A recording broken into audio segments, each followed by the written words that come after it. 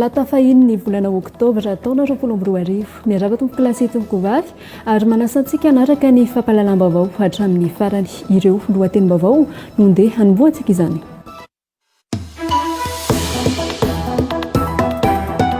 Tovolahy iray manodidina ny 20 taona no hita faty voatsindronantsy tao amin'ny atoka teny amin'ny sampanana Iazo Antsiafa androany maraina. Karazany novonoina teo amoron-dalana io tovolahy io ary no taritarisina nalatsaka anatin'ny antsana kely teny an-toerana. Efa vita sonian'ny fitondrana Rajaonaromampianina tamin'ny 714 ny famatsim-bola 5,300 tapitrisa euro anamboarana ny lalam-pirenena fahatelo ambin'ny folo makany Taolaniaro sy ny lalam-pirenena fahadimy tapany A avy eo ambanja hoy Rivo Rakotovao. Tsy voatery mandritra ny fotoana hitondrana nefa no ahafahana manomboka ny tetikasa ka ny fitohizan-draharaha mpanjakana no atao ny fitondrana amin'izao hoy ity ministry ny foto-drafitrasa teo aloha ity.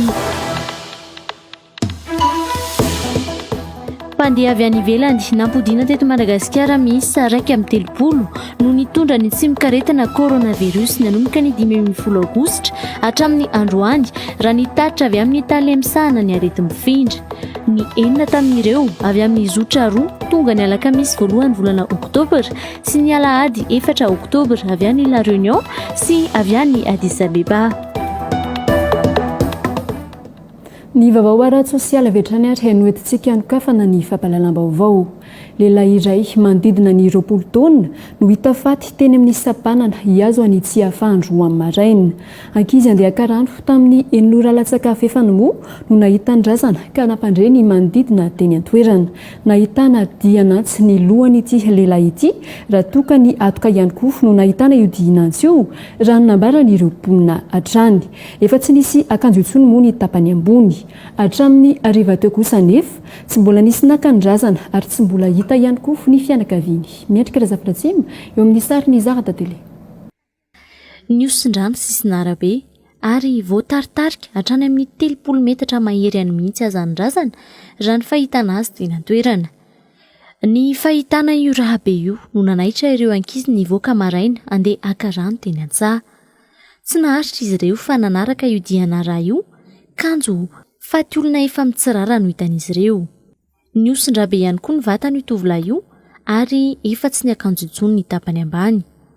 Io zazy io avy eo ny tantara ho ny mponina manodidina. Rehefa nozahany fokon'olona ny razana, nahitana dianantsy ny vatany, everina ho nisy namony ity lehilahy ity hoy ireo mponina ireo. Amin'ny enina lasaka fefany teo zany dia ankizy natsaka zany no nahita le izy. Raha ny taonany aloha zany eo amin'ny 20 hatramin'ny 25 ans eo izy zany. Dia raha ny ratra hita taminy zany dia mety vonoina tamin'ny resaka antsy zany satria misy dianantsy anankiroa zany eo anoloany. Miala eo amin'ny 50 metra miala amin'ilay sampanana mankany Fonjantsefa zany no toerana misy an'ilay raha dia nitaritin-drareo tamin'ilay teto amin'ity Alakisika ity zany. Tsy mponina anatin'ny komina Tsiafa sy ny komina Bongatsara nefa ity tovolahy hita faty ity ho nisy fokotany sy ireo mponina teny an-toerana. Ny fandimby tonga teny an-toerana ihany koa aza ireo olona avy amin'ny fokotany manodidina hatramin'ny atoandro teo nijery ity razana ity saingy tsy mbola nisy nalala azy. Tsy mbola misy nafantatra mihitsy aloha hatramin'izao. Izay olona rehetra nandalo zany manodidina rehetra nanontaniana daholo tsy misy mahafantatra mihitsy. Tsy mateti-pitranga Antsiafa ny von'olona sy ny fahitana razana toy izao hoy ireo mponina. Mana ny mety ampirongatra ny tsy fandriam-pahalemana aorian'izao tranga izao izy ireo. Matahotra izay aloha satria zavatra tsy fahitanay. Fandriam-pahalemana aloha ety aminay misy. Satria rehefa misy kalao dia tsy maintsy mimpamory. Raha ny vaovao azo avy amin'ny sefokotany teny Tsiafa moa, mbola ny andrasana ny fianakaviany ny fakana ny razana hatramin'ny ariva teo. Ny fiaran'ny komina kosa no nitondra nanrazana teny amin'ny hopitaly ny Ariva. Fa vola manodidina ny 4 tapitrisa ariary ihany koa no lasan'ireo jolahy miisa 7 mitapy-adinina izay nanafika fiara be mpitatitra tany Fasimena lalana Miazonambositra Omaly tokony ho tamin'ny 900 arivo. Naratra nandritry ny fifandonana tamin'ireo jolahy ireo moa ny mpamily ny fiara. Raha ny vavahoazo avy any an-toerana ihany koa, teo amina fiolanana iray no nipotra tampoka tany anatina lalan-drano amin'ny sisin-dalana ireo jolahy ireo ary avy hatrany dia nitifitra no sady nidora-bato ny fiara. Toerana izay efa nahitana fanafian-jolahy moa izay mpanakan-dalana matetika ny toerana raha ny vavao azo avy any an-toerana hatrany. Midina ny toerana misy aminay eo dia misy telo lahy tamin'ny sisiny arabe somary anaty kanalina izy. Ny telo izany avy aty aloha dia ny enina lahy avy any afara fa le olona tao afara no nahita an'le anank'enina.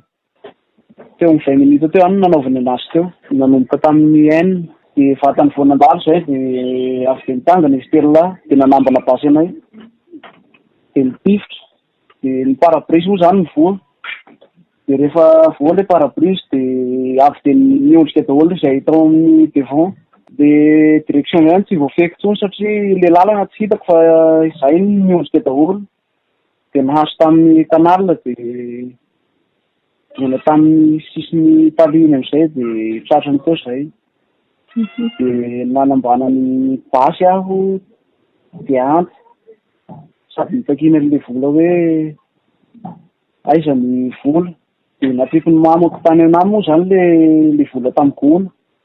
Dia avy eo izany nidina dia mifamaly teo izy manambana basy anahy dia nitazomiko ilay basiny.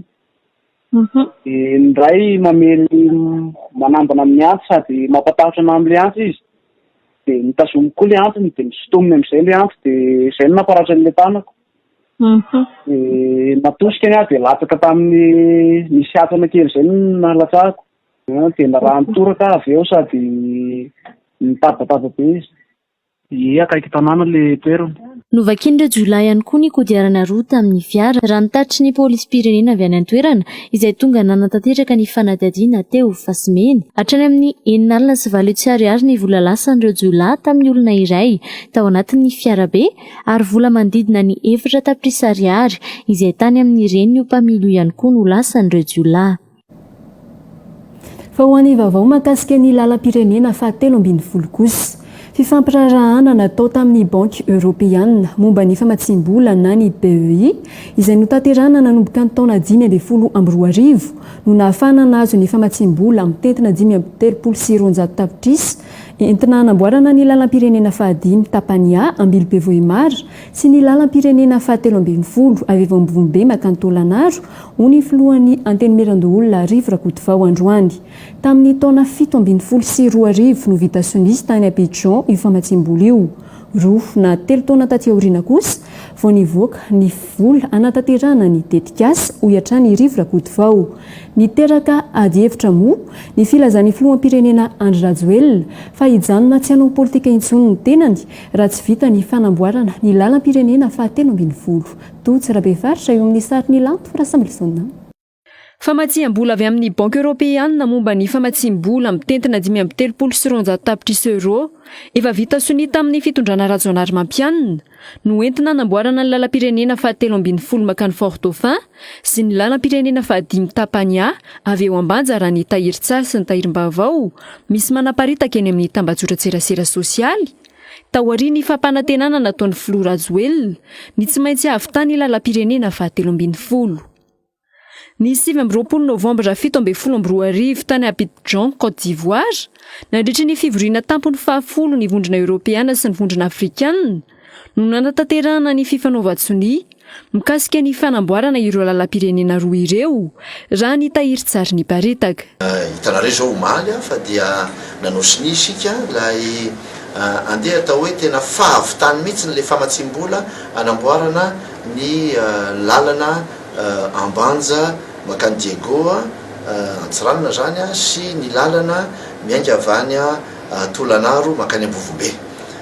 niara-nosiny tamin'izany ny vondrona eropeana niaraka amin'ny banky eropeana momba ny fampiasam-bola zany na BEI zany. Nanamafy Rivo Rakotovao fa fitohizan-draharaha-mpanjakana ny fanatanterahany fitondrana amin'izao ny fanombohana ny fanamboarana ny lalam-pirenena fahatelo ambin'ny folo. Na mamaky dossier izy dia mahita hoe efa natomboka tamin'izao teo. Mety misy antony tao tsy nafahana nanao azy hainkaingina kokoa, zay zany ny ezahana amin'izao fotoana izao. Dia ho an'izy zany ho an'i Madagasikara afaka 5 taona 10 taona mety miova indray mpitondra dia andova zay neny ozy aho hoe aloha mametraka lova tsara zay ny ataoko hoe fitohizan-draharaha eto amin'ny firenena. Tsy misy manavanan-danitra io fa misy ezaka natao zay mpitondra eo dia niezaka dia tsara iny dia raisiny teoriana, ratsy iny dia mety tsy raisiny tsony. Tsara iny fa raha zany rentré zany zavatra ngeza be ary rehefa fantatritsika fa sady ilaina vola be da be io ilaina fahaiza-manao traikefa be da be ny fanaovana an'io. Manahirana fotsiny zany miaino atsika miaino mpitondra totady isaritaka anatin'ilay izy. Famiko zany dia reny manambony ny mpitondra mihitsy ny filazana hoe ity dia efa natomboka tamin'izao dia ezaka tsika mitazy aingina kokoa satria hita ny fahoriany ireo havantsika ny atsiny. Noho ny habean'ny famatsim-bola dia rariny raha toa ka taona vitsivitsy aty aoriana vao mivoaka ny vola mikasika io fanamboaran-dalana io ho iatrany Rivo Rakotovao. Tamin'ny 2015 tamin'izany ministry ny infrastructure nanomboka andresaka tamin'izany nanomboka tamin'ny BEI ohatran'ireny resaka aéroport reny misy reny fotodrafitrasa fototra lehibe ohatran'ireny zay lazaiko teo lehibe ne zany lalana 4 kilometra eo fo 700 tsy diso sa 500 kilometra nga moramora nanao an'izany moramora ngany anana financement tonga fotsiny amin'izany 2 taona 3 taona neny zavatra fampiresahana amin'ireny aloha ny azahoanao an'ilay zay izy vao manao tour de table satria ngeza be le financement visy ane zao amin'izao fotoana izao ary rariko zany hoe misy fampinamam-bola négocier n'izao fitondrano zao amina fotodrafitrasa lehibe dia ho hita eo fa mandingana ny 2023 zany zay zany zao tokony tsy nanomboka tamin'ny aéroport io satria fantatra tamin'izany fa andingana an'le aniny. Ny taona araka amby 2024 izao raha nambarany filoham-pirenena no atomboka ny fanamboarana io ampahandalana amin'ny lalam-pirenena fahatelo ambin'ny folo io.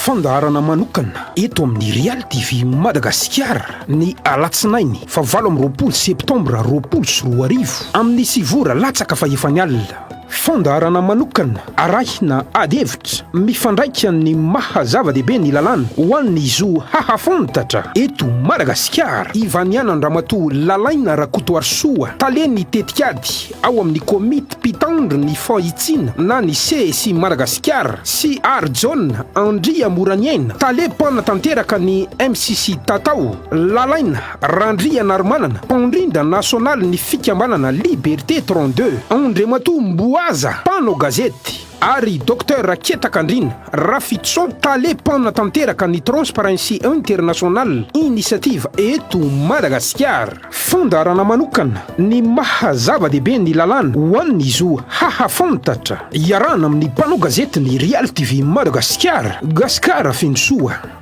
Azadononary fandaharana manokana anio alatsinainy 20 septambra 2024 amin'ny sivora latsaka fa efany alina eto amin'ny Real TV Madagasikara sy ny Real 94 FM ary mivantana amin'ny page Facebook ny Real TV Madagasikara. Anasananao ary naraka izany.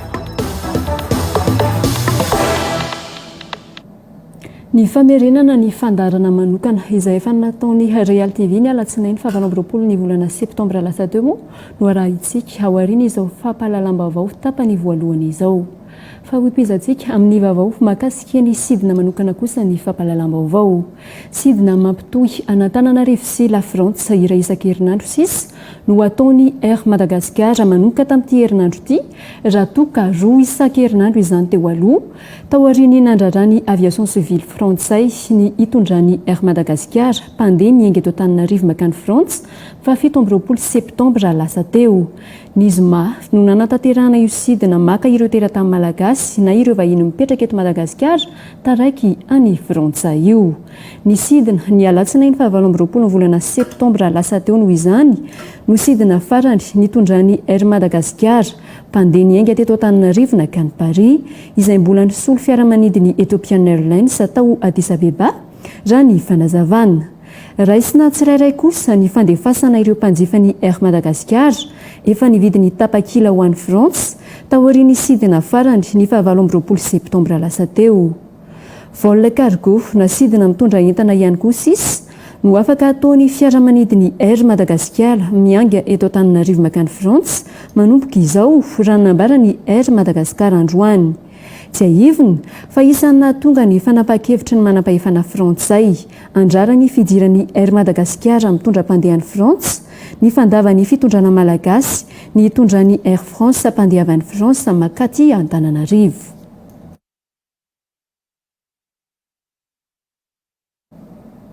Fa ny vaovao mandidina ny fahasalamana mahakasika ny sidina manokana ihany hoentsika noizana ny vaovao. Mpandeha avy amina zotra avy any ivelany no teto Madagasikara miisa 9 no voatily ho mitondra ny aretina coronavirus tao anatin'ny sidina 2 tamin'ity volana oktobra ity raha nitatitra ny talemsana ny arety mifindra androany. Efa ny saraka amby 30 ihany koa ireo nitondra ny tsimoka aretina coronavirus hatramin'ny fotoana nisy ny fampidiana ireo malagasy avy any ivelany ny 15 ny volana aogositra lasa teo raha ny vaovao azo hatrany. Tsy maintsy mandalo fitiliana avokoa moa ireo mpandeha rehetra ary mihiboka mandritry ny 2 andro miandry ny valin'ny fitiliana. Ireo voamarina fa mitondra ny tsimoka aretina coronavirus kosa ny voatery miditra hopitaly avy hatrany ary afaka mody kosa nefa ireo mahazo ny valim-pitiliana mihiba.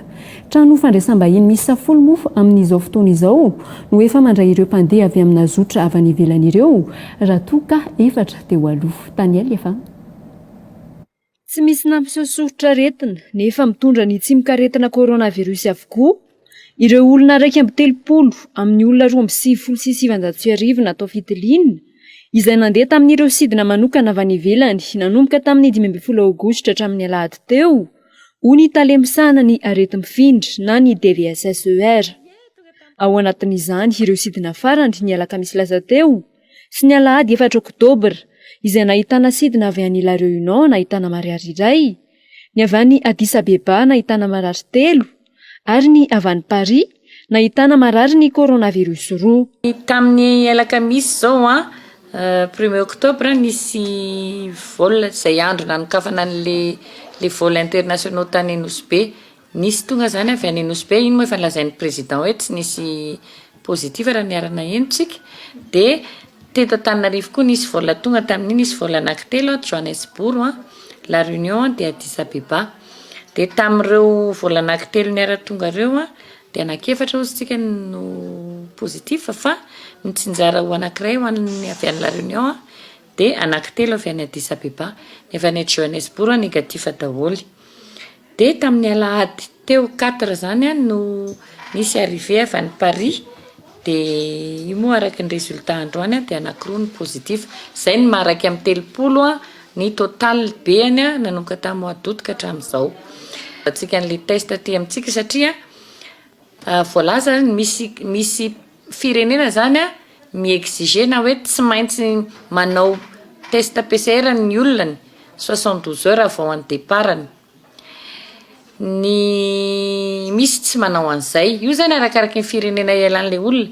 Reo olona reo mety manao test izy tany amin'ny alany fa tsy hoe tao a Paris izy no niala de nakaty Madagasikara fa mety efa avy any amin'ny toerakafa izy nanao an'le PCR n'le testany de zay vao tonga tao a Paris naka an'le vol Paris Madagasikara ohatra.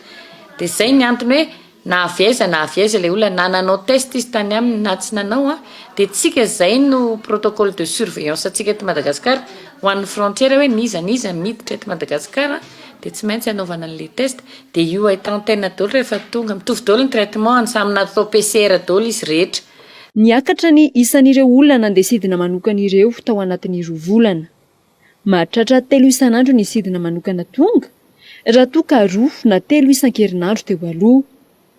Nampiakarina ihany koa noho izany ny isan'ireo hôtely afaka mandray ireo mpandeha izay nahiboka mialohan'ny ivalian'ny fitiliana. natratra folo zany no mandray atanana an'ireo dia ireo ny safidinin'ny olona fa zao zany a dia ireo aloha zany anaovana suivi fantatra hoe ianona nakary ny anaran'le passager rehetrarehetra zany ananan'ny CCO daholo miara-miasa aminay hoe ty olona ty lasary amin'ny hôtellerie ty olona ty lasary amin'ny hôtellerie raha ohatra ka zao manko zao ny misy lista be da be eo zany araka ny filazan'ny CCO any amin'ny 10 any ny hôtely mangataka hoe andray an'ireo olona avy any ivelan'ireo dia hitako hoe mbola mila fandaminana miaraka amin'zareo zany io satria araka le resahako teo hoe misy fanaraha-maso tsy maintsy atao Jaivina moa fa mbola nisidina manokana mampody na mitondra ireo malagasy tavelany ivelany sy ireo vahiny mikasa hitodi-doany ivelany no misokatra amin'izao. Eo ihany koa ny seranam-piaramanidiny Nosy Be izay efa misokatra mandray ireo avy any ivelany. Fa olona iray no maty ny Covid-19 androany raha toka nisy 770 ireo sitrana, mbola misy 12 kosa ireo olona marary mafy anatin'ny forme grave.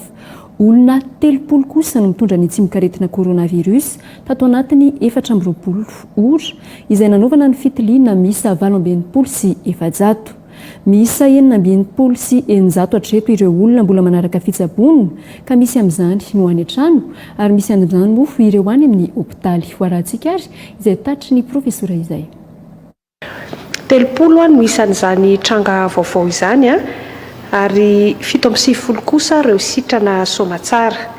Raya no maty ny valana aretina Covid-19 ty teto Madagasikara atao anatin'ny 420 ora faran'izay ary ety am-piandohana dia mamela anainy ireo mba irary fiononana feno tompoko ho an'ny havan'izany olona namony ainy vokatry ty valana aretina Covid-19 ity izany 720 sy 700 no isan'ny fitiliana fakana singa natao ka 30 tamin'ireo zany tamin'ny fitiliana natao no nahitana ny tsimikaretina coronavirus enina faingo 170 isanjato eo zany ataontsika hoe taux de positivité hoy tsika.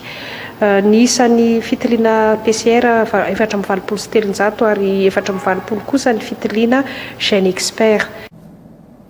Fa mbola ny 9 miliara amin'ny 10 miliara natokany CNAPS ampiasaina amin'ny fampindramam-bola ny mpiasa tsy miankina ihany hatreto no efa nampiasaina raha nambarany eo anivon'ny CNAPS androany.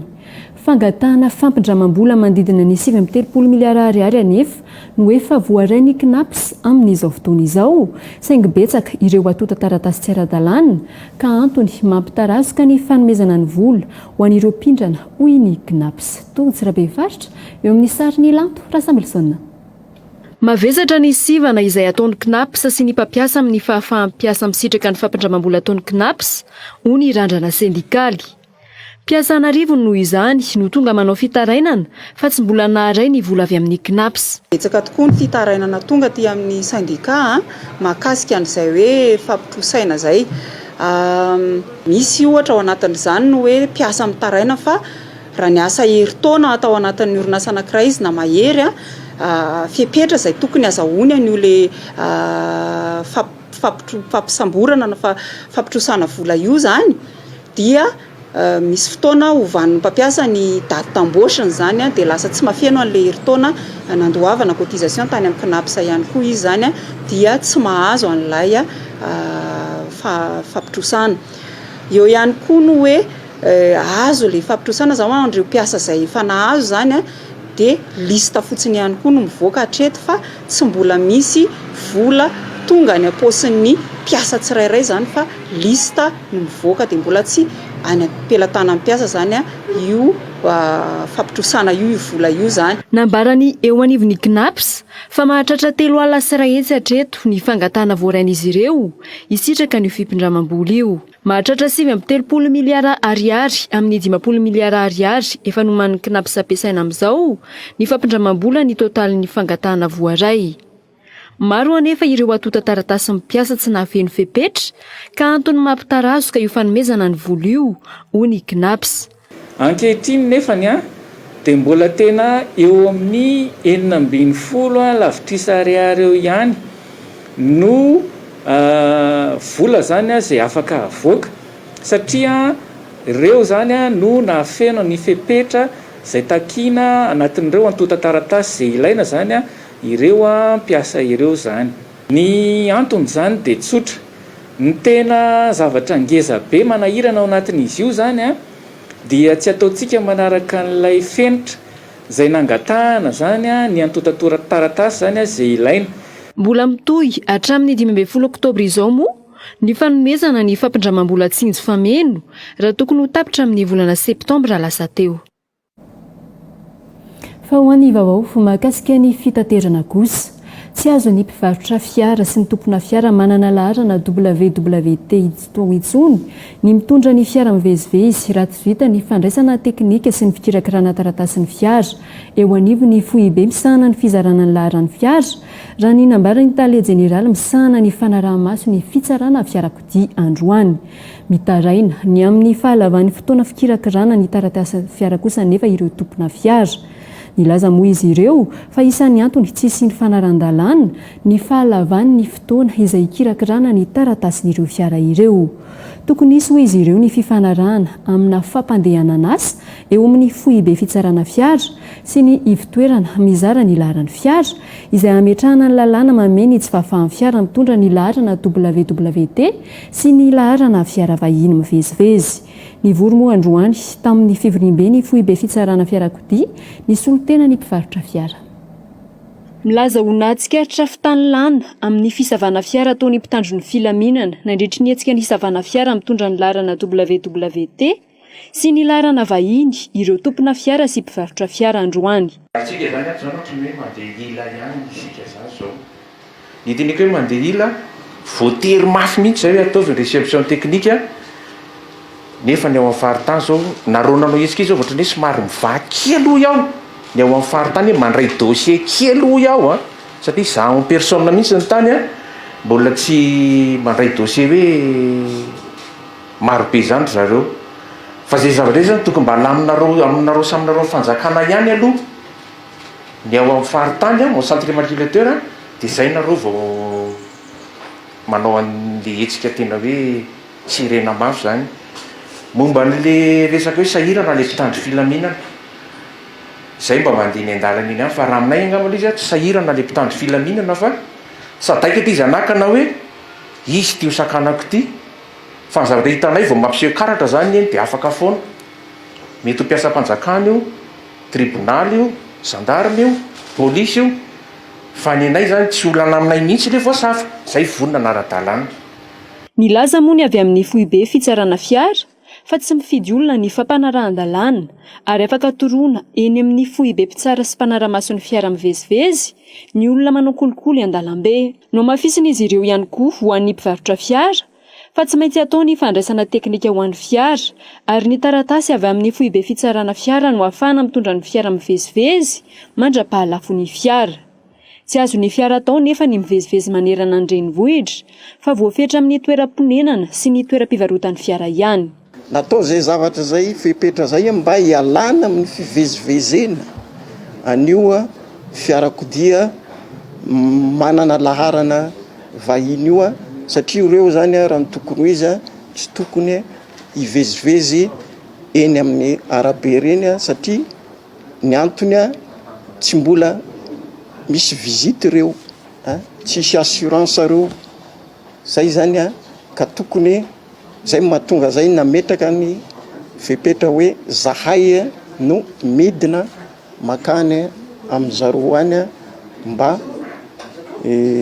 afahany zareo tsy vezivezy eny amin'ny arabe eny. Mbola averiko fa tsy afaka hitondrasana olona ireo fiara raha ohatra ka tsy mbola manana visite technique rehefa tapitra ny fempotoana izay omeny any amin'ny texte le modèle numéro 1 ka tsy manana visite technique le fiara dia tsy afaka mivezivezy na hoentina hanaovana hitondrasana olona hanao vakansa na hanao weekend. Androany no nisy ny fionana voalohany teo amin'ny FOIB fitsarana fiarakodia sy ny solotenan'ireo mpivarotra fiara na ahafahana nandamina ny lalàna mifehy ireo tompona fiara amidy. Fa ho an'ny vaovao mahakasika ny fanamboaran-dalana kosa, efa vita ny tolo-bidy amin'ny fanamboarana ny lalana eo akady lalana izay tena nampitaraina ny mpampiasa lalana raha nambara ny ministeran'ny asa vaventy. Tsy mbola ao anatin'ny programana asa mpanamboaran-dalana mandeha amin'izao eto andrenivohitra kosa nefa ny lalana miazo any Fasan'ny Karana. Nambara ny ben'ny tanàna Nainandriatsitohaina moa fa vola mitetina 3 miliara avy amin'ny ministeran'ny asa vaventy sy 3 miliara avy amin'ny FER no anaovana ny lalana eto andrenivohitra. Tokony aina Trandretatsova.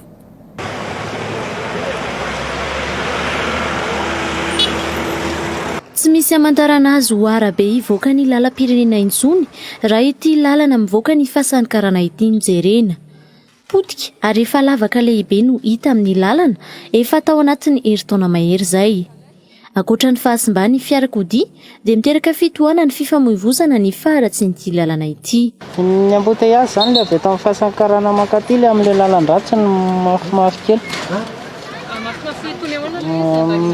Somary tsy haiko eo amin'ny atsasakadiny eo angambany. Rehefa tena le hariva sy maraina fa le ohatr'izao zany izy mandehandeha ihany.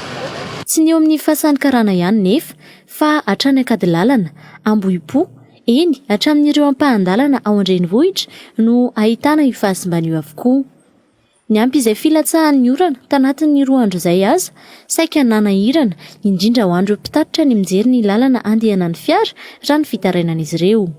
Efa misy ny fanamboarana ny lalana eny Ambohimangankely, Akadindratombo miazo any Ambohimanambola sy eny amin'ny Rasalama miazo any Mahazo Arivo ary ny eny Ambatomaro amin'izao. Efa andalana ihany koa ny fijerena ny lalana samba hafa hony avy amin'ny ministeran'ny asa vaventy. Ny lalana eo akady lalana efa vita ny appel d'offre dia efa eo pikarakarana ny attribution de marché amin'ny orinasa nazo ny appel d'offre zao. No lara-pahamehana amin'ny lalana izay hoe tokony atao mialoha satria mety lalana mitondra fifamoivoizana betsaka eto Antananarivo renivohitra ary mety hampisy ny fitohanana rehefa tonga ny rotsakorana raha sanatria mbola tsy vita. Isan'ny miara-misalama ny fanamboaran-dalana amin'izao eto Antananarivo renivohitra moa ny ministeran'ny asa vaventy sy ny kominina Antananarivo renivohitra. Efa tafiditra anatin'ny tetibolan'ny kominina Antananarivo renivohitra ihany koa ireo fanamboaran-dalana simba ireo izay nambara ny ben'ny tanàna fa vola 3 miliara avy amin'ny ministeran'ny asa vaventy sy 3 miliara avy amin'ny FER no anaovana ny lalana. Fa iroso amin'ny fametrahana mpitsabo sy manam-pahaizana momba ny fanjarian-tsakafo ho an'ireo distrika vitsivitsy any amin'ny faritra atsimon'ny ministeran'ny fahasalamana raha ny nambarany minisitra androany. Natao izany ho fanamafisana ny paikady izay efa napetraky ny filoham-pirenena nandritra ny fidinany fotony natao fitondram-panjakana tao anatin'ny andro maromaro. Tojo Rabefaritra eo amin'ny sarin'ny Lanto raha Samuelson.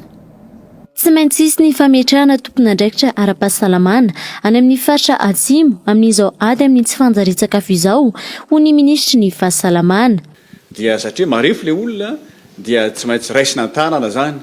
Fantatra koa fa misy koa ohatra ny fivalanana dia tsy maintsy raisina tanana daholo zany rehetra zany ka ny fidinana tany fotony zany satria tany amin'ilay toerana mihitsy zany izay tratra tena azo zany hoe tena tratra dia tonga tany ny fitondram-panjakana dia nandray anjara tany zany ny ministeran'ny fahasalamana-bahoaka.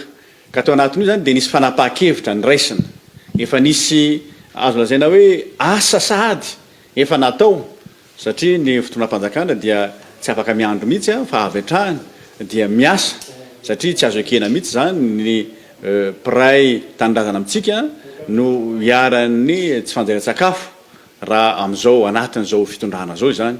Ka dia nandray andraikitra isika ary efa etreretina zany tsy ho ela dia mbola iverina any koa zany ny tenanay hijery anaramaso ahoana inona ny vokatra ny zavatra atao, inona ny zavatra mila hitsy ary ao anatin'izay zany dia misy fanapahan-kevitra izay niraisina ary paikady napetraka ny Andriamatoa Filoha zany sy ny Premier Ministre miaraka amin'ny gouvernemanta zany dia ametrahana karazana ivitoerana zany izay andraisa-tanana amin'ny lafin'ny famerenana eo amin'ny famerenana andray zany tsy fanjari-tsakafo mba tena hiala am'le olona ary fandraisana tanana koa ara-medikaly dia misy toerana zay efa anaovana zany moa zany anosy fanampy tsy maintsy ndraisina ho ny minisitra ny anafoanana tanteraka ny kere ho an'ny faritra atsimo antony nametrahana ireo paikady ireo tsy ho adino intsony noho izany ho ny minisitra ny faritra atsimo io taorian'izay fandalovan'ny fitondram-panjakana tany antoeran'izay ny any atsimo zany ny amin'ny fandaminana raha ny fandaminana ny olombelona zany ny ato amin'ny ministerna fahasalamam-bahoaka dia tsotra mihitsy fa ny centre rehetra dia ahitana dokotera ahitana ny paramède ao koa mety misy agent communautaire dia nutritionniste moa zany manamboatra nilay hoe inona ny zavatra ilaina mifanaraka amin'izay fazanaty zany ministera koa zany dia efa manana paikady efa manana protocole moa fiteny azy efa mipetraka hatramin'izay ary mahomby tsara le izy tsisy olana angamba ny olana tsisy olana angamba ny amin'izay ary ireo olona ireo efa mpiasa fanjakana raha teo fa tia ny zavatra ngezabe zany mba tsara iresahana amintsika fa ny olana andeha tany zao marina fa en mission izy dia misy mifanaraka amin'izay fa tean'olo tena ary ny olona hijanona ela kokoa mihitsy ary tiana tenena amin'izany dia zao tafiditra tsara ao anatin'ny sain'ny malagasy zany ilay hoe fifanampiana indrindra fa tafiditra tsara ao amin'ny mpiasan'ny fahasalamana zany le hoe tsy miandry tamberin'ny zavatra foana zany fa le fanolora-tena mihitsy anavitra le malagasy mitovy amin'ny tena nisy ihany koa androany fandraisan'ny ministera ireo arovava orina avy amin'ny chambre de commerce Afrique Chine teny amin'ny CCI Vato androany fa noho ny tsy fanjari-tsakafo any Atsimonosy izay miatra amin'ny distrika sivy anatin'ny faritra telo any an-toerana tonga nanolotra rano oviva amin'ny tavoahangy misy 5,000 sirail isy hozaraina ireo mponina any an-toerana nisy avy hatrany moa ny fanolorana rano nataony solotena ny Sidara tany Fort-Dauphin tao amin'ny CSB Befets distrikany Amboasary Atsimo natrehy ny fikambanana FITI sy ny PAM ny fanolorana ireo rano ireo raha ny vaovao azo ny faritra Atsimonosy izay sahirana amin'ny rano no ny tsy fisiany orana any an-toerana efa tao anatiny herintaona izay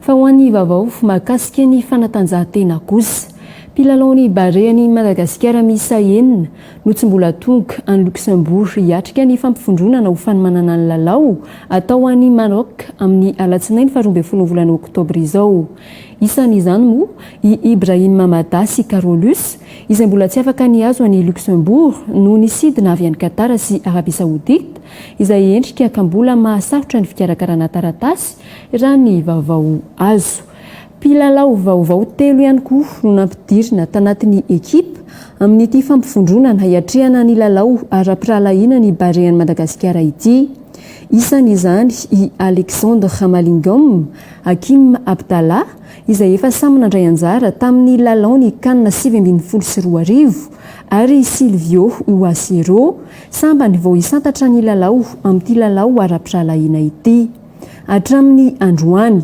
mpilalao ny bare Madagasikara telo no fantatra fa tsy hiatrika ny lalao amin'izany ka ao anatin'izany i Romain Metanir izay tsy nahazo ny fankatoavana avy amin'ny kluba handray anjara amin'ny lalao i Jérôme Mombris izay voan'ny coronavirus ary farany i Abel Anissé izay kapten'ny ekipany bare ny Madagasikara naratra nandritra ny lalao farany natrehany tsy afaka niainga ihany koa raha ny vaovao azo avy eo anivon'ny Fédération Malagasy ny baolina kitra ny délégation avy eto Madagasikara no ny fanafoanana ny sidiny Air Madagasikara hiazo any Europe.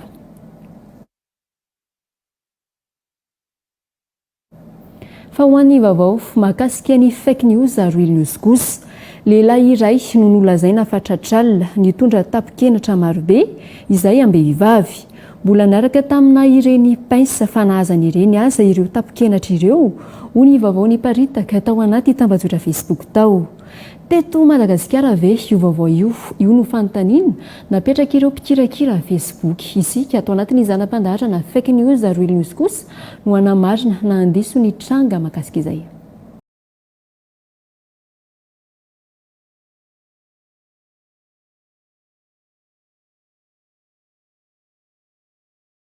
Lamanasy antany fotsy faharoa nandritra ny fisafonana nataon'ireo andro masom-pokon'olona ny farany herinandro teo ny fanehitra tamin'ny tovolahy iray nanana fihetsika mampiahiahy izy ireo. Rehefa nataony fisavana dia nahatrarana silipom-behivavy maromaro mbola miaraka amin'ny pensa izany. Io no notantarainy ity mpikirakira Facebook iray ity omaly. Ora 9 monja no nivoahany io vaovao io, ny sesy ireo commentaire nahatratra 1,700. Betsaka tamin'izy ireo no nampitandrina fa tena ratsy raha ireny lamby ireny no alain'olona. Nisy nitetraka laza fa tena hafahafa koa izany. Ny sasany sady ny omenina natsafa fa ataony artavy io. Ankoatra azy ireo, efa 2,700 io renanao rema sy gaga ary ny ome ihany koa vao nahita izany. Rehefa natao ary ny fanadadiana momba azy ity dia fantatra fa tena marina ny vaovao ary tena nandritra ny fisafonana nataony Andry Masimpokon'olona tany tany fotsy faharoa tany Sambava tamin'ny 2 maraina ny farany herinandro teo no nahitana ity lehilahy ity ny vimbina ireo karazana antina akanjom-behivavy maro be ireo. Olona monjy fodina izy io raha ny vaovao azo avy any an-toerana. Nisy moa ny fanadadiana nataony Andry Masimpokon'olona taminy saingy tsy mbola nahazo navaliny hatramin'izao. Real News izany ny vaovao.